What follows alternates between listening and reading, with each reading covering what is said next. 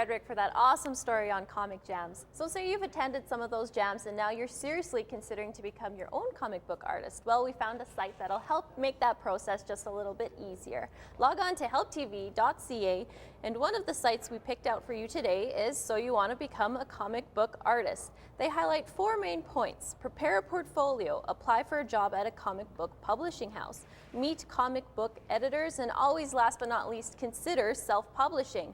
If you continue to scroll down, they of course go in depth for each point, but one point that I thought that was very interesting is know your specialty. Make sure you either decide if you're better in penciling, inking, or coloring, but for now, let's learn more of the artists we have right here in the studio with Jenny. Back with one of my artists, this is Richard Barkman. Now, what is the exact title of what you do? Because what you and Dean do is separate and different. Well, the exact title, what I do would be considered a freelance artist. Okay. And as an independent publisher as well, I get to do a little bit of writing chores and kind of take care of everything else to do with the publishing business in that aspect. Okay, so when you were young, is growing up and telling your parents that you want to be a comic book artist the same thing as saying I want to be a rock star when I get older? How did they react, yeah? Well, actually, my parents are really good about it because I've been artistic since I was really young.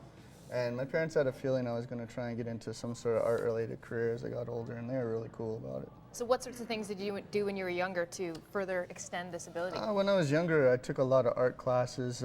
Pretty much any time it was offered in junior high, high school, that's where I was. I was in the art room trying to learn the craft. So do you do this full-time as a career? No, I don't. As an independent guy, most of the time, everybody that does independent comics has a full-time job in order to support their habit almost in a sense.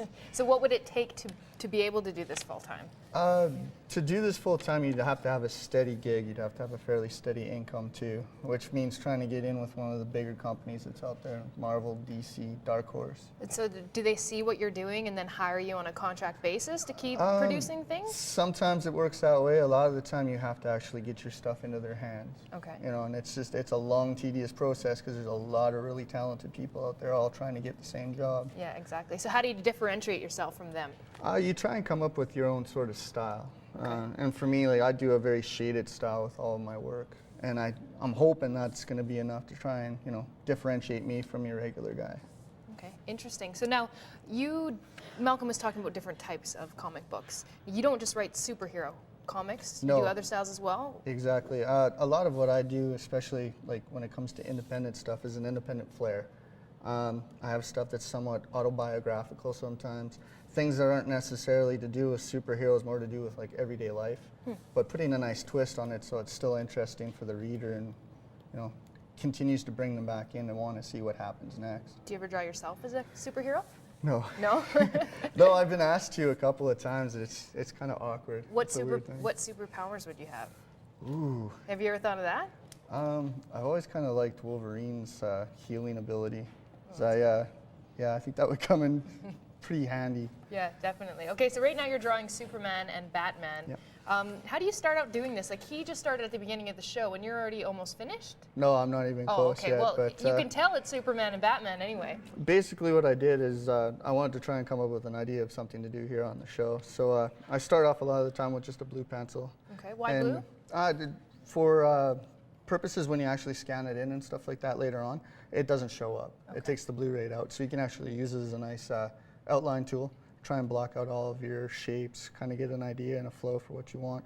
And then I'll go back in with pencil and start to tighten it up from there. Right, okay, I just want to bring in quickly some of your finished work. Now, can you just draw Superman and Batman all you want, or is there any sort of copyright things on those? Do you have to come up with your own characters? I could draw them all I want, but I can't turn around and actually sell any of this stuff because, these characters are owned by Marvel and DC and, stuff like that. You got to kind of go through a lot of legalities to I understand that. Now, what about these guys? Are these your own characters? This is my own stuff. This is based on a story that kind of got shelved, unfortunately, but it's called Dead Last. It was a sort of like a werewolf vampire story. Oh yeah, he's a little scary looking down here. But I can see what you mean when you say, yo, you're not even almost finished done, because this is really intricate. How long would it take you to do this page, for example? Each page is usually about 8 to 10 hours, depending on the detail. Wow.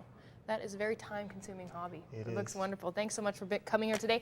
We're going to see your drawings all throughout the show still, and we'll talk to Dean after the break as well. So stick with us for more Help TV.